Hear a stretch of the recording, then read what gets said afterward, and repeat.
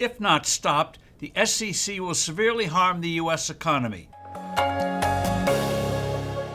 Hello, I'm Steve Forbes, and this is What's Ahead, where you get the insights you need to better navigate these turbulent times.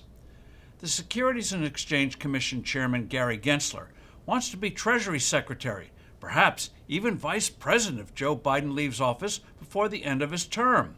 But the way Gensler is pursuing these ambitions will, if not stopped, pulverize prospects of future prosperity. Gensler's most harmful initiative is a rule that runs 500 pages. You heard that right, 500 pages, that would have publicly traded companies track and disclose greenhouse gas emissions, not only for themselves, but also for their customers and suppliers. To begin with, such a rule is unnecessary. Companies are already legally obliged to report to investors information about emissions that could adversely impact the value of the company. Gensler's scheme is immensely costly to implement and comply with. Calculating emissions is no easy task for most businesses.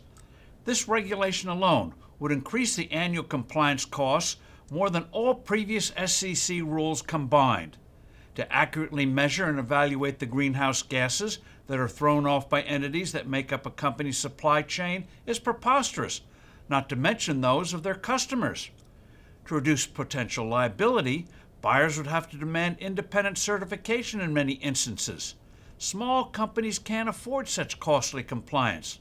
Not just the monetary expenses, but also the time spent coping with regulators rather than running and growing their businesses.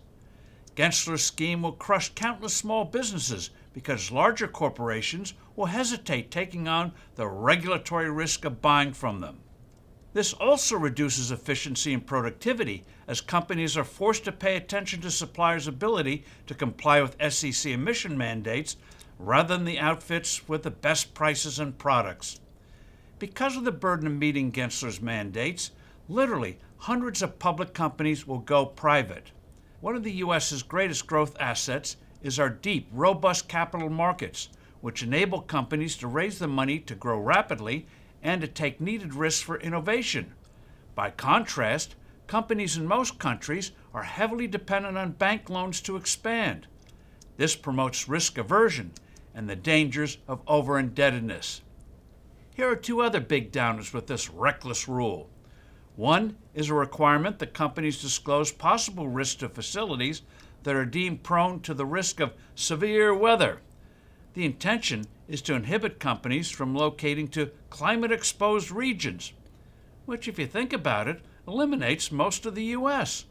The Northeast has northeasters, the South, hurricanes, California, earthquakes, the Midwest, tornadoes, the West, severe snowstorms. Another requirement is that companies reveal how often their boards of directors privately talk about climate-related issues. This kind of thought control one expects in a dictatorship, not a democracy with First Amendment protections of free speech. This rule should go to the junk pile, and so should Gensler's ambitions. I'm Steve Forbes. Thanks for listening. Do send in your comments and suggestions. I look forward to being with you soon again.